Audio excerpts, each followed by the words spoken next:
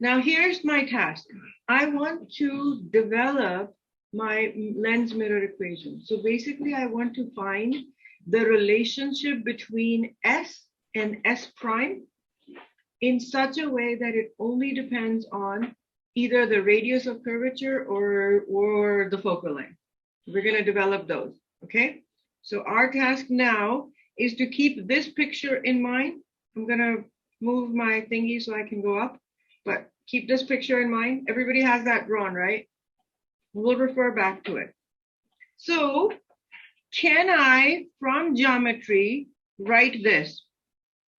Sine of phi, whatever phi is written as phi minus phi 3 over 3 factorial plus phi 5 over 5 factorial plus so on and so forth. We also know cosine of phi is 1 minus phi squared over 2 factorial plus phi 4 over 4 factorial plus so on and so forth. And for small angles, these reduce down to sine of phi approximately equal to phi and cosine of phi approximately equal to this. When we do small angle approximation, this is called the first order or Gaussian optics. And why do we call it Gaussian optics? It's after Gauss, who developed it in the 18th century, 1840s, who worked on it in 1840s. Okay, now going back to this picture right here, I'm gonna do blue. Okay, watch this very carefully. I'm gonna write theta as alpha plus phi. I'm going to use this color. So this is alpha and this is phi. If I draw this line out, the sum of the interior angle equals the exterior angle from geometry. So in this triangle that I have just drawn, is alpha plus phi equals theta. So I'm going to erase this. In triangle OPC, I'm going to mark those points again real quick. Everybody look up. So I'm going to look at this triangle. These are the two internal angles. And this is the external angle corresponding. The sum of the two interior angle equals the exterior angle. That's what basic geometry says, okay? Is that going to be written as theta equals alpha plus phi? Okay, now I'm gonna change the triangle. So guys, watch. What color should we use? Green. I'm gonna make it thick. Okay, so now I want you to look at this triangle, the one I'm drawing with green. What are the two interior angles? Alpha and alpha prime. And what is the exterior angle that corresponds to it? 2 theta. So in triangle, I'm gonna get rid of this. In triangle OPI,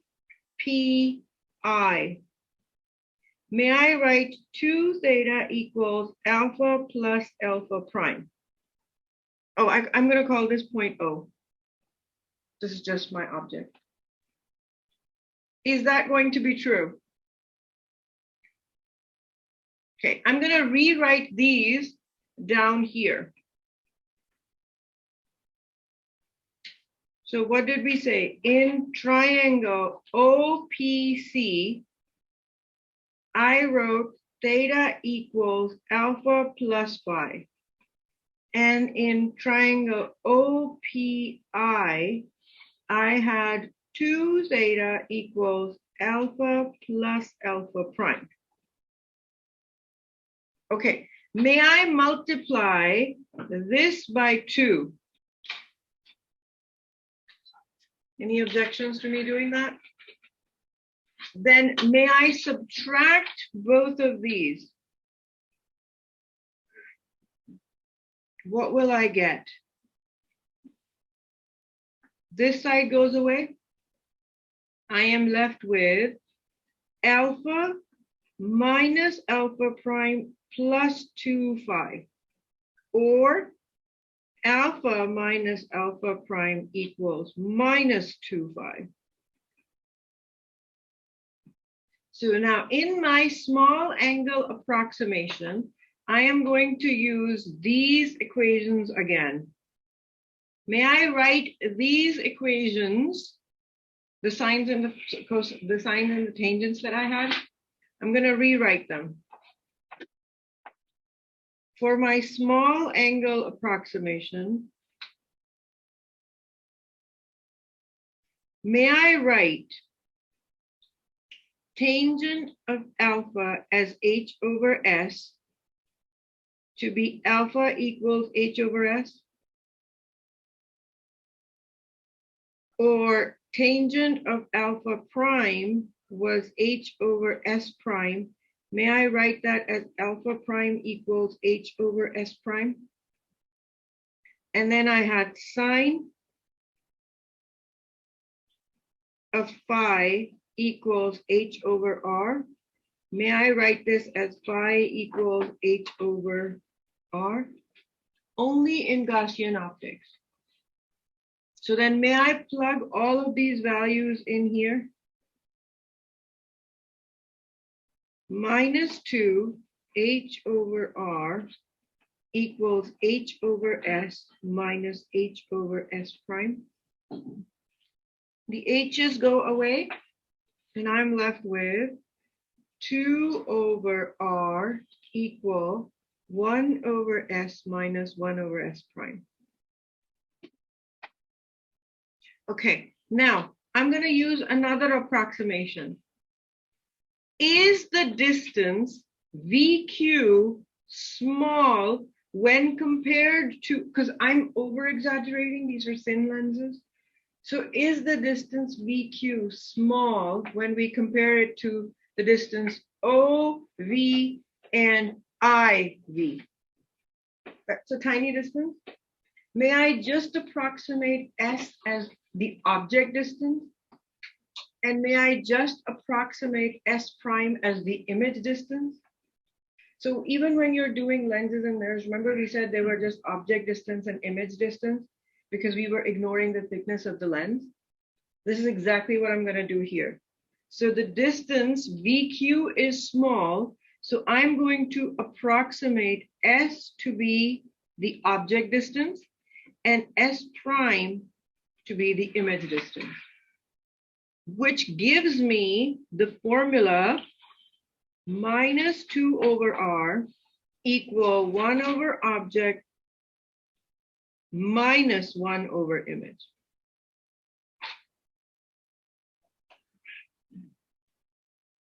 And when we were doing our concave and convex lenses, did our images come out to be negative when we did concave, convex, diverging? The answer is yes. They always came out negative, right? Because they were virtual images. So when we generalize this equation, we can say that for diverging, which were always convex mirrors, I will be negative.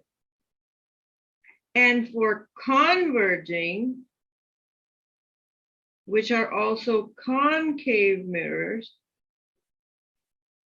your I will be positive.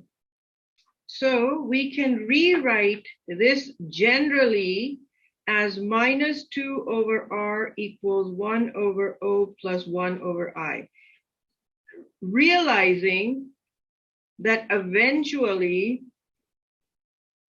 everything will work itself out.